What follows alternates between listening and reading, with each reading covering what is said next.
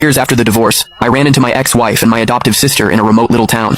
In the years since I'd seen them, one had become a superstar, the other the head of the powerful Prescott family, and I was running a tiny, hole-in-the-wall diner. The moment our eyes met, they both froze. Serafina, my ex-wife, quickly hid a medical report behind her back. Isabel, my sister, slipped a limited edition watch she'd bought for her brother into her pocket. I calmly finished packing the takeout order and handed it to them with practiced courtesy. "Here you are, ladies." The formal, distant address seemed to rattle them. As they were leaving, Serafina suddenly turned back. "Didn't you say you'd only ever cook for me?" I offered a polite, empty smile. The foolish promises of youth, they don't mean much now, just like the people and memories I once thought I could never get over. With time, they had all faded to nothing. Through the open glass door, the noise of the street drifted in, but it couldn't dispel the frozen silence that had settled over the diner. The two women who had conspired to ruin me, to cast me out of my own home, now stood at the counter, unwilling to leave. Serafina clutched the plastic bag of food, choosing her words carefully. "Owen is injured and needs to recuperate. The facilities here are excellent, so we brought him to stay for a while. Mom and Dad, they came too," she added. "Do you want to see them?" I shook my head, wiping a grease stain from the countertop. "No, that's not necessary. Please give my regards to Mr. and Mrs. Prescott." I paused, then added, "Actually, it's probably best you don't mention me at all. Being associated with someone like me would only tarnish the Prescott name." At that, my adoptive sister Isabel's brow furrowed.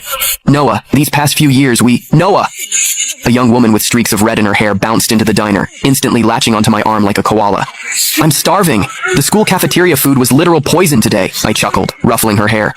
"You say that every day, Gigi. There's a plate of your favorite shrimp scampi in the kitchen. I just made it. Go get it yourself."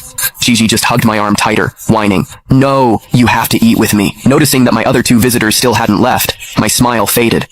"Is there anything else I can get for you ladies?" The message was clear, but it took them a long moment to shake their heads. Serafina seemed to drift off for a second when she heard shrimp scampi. Isabel stared at Gigi clinging to my arm, her lips parting as if to speak, but no words came out.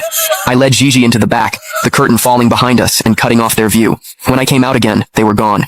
"Hey," Gigi said around a mouthful of shrimp.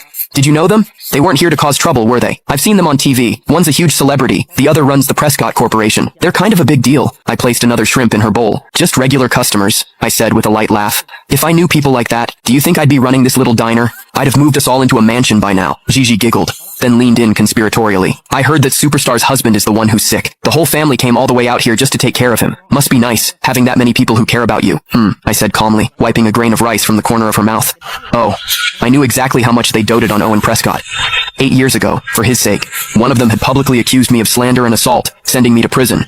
The other had announced to the world that I had taken my own life out of guilt, personally ensuring I was erased from the Prescott family forever. They worked in perfect, seamless harmony to cast me into a hell from which I was never meant to return." "Hey, what's this?" I was clearing the table when Gigi popped her head out from behind the counter, holding up a small, withered ring woven from dried grass. It was the kind you could make from weeds on the side of the road.